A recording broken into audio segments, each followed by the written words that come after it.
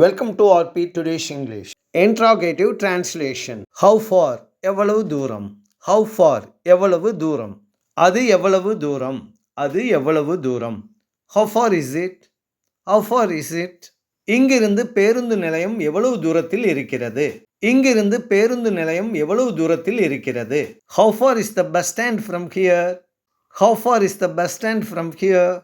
ஒவ்வொரு நாளும் நான் எவ்வளவு தூரம் நடந்து செல்ல வேண்டும்? ஒவ்வொரு நாளும் நான் எவ்வளவு தூரம் நடந்து செல்ல வேண்டும்? How far should I walk every day?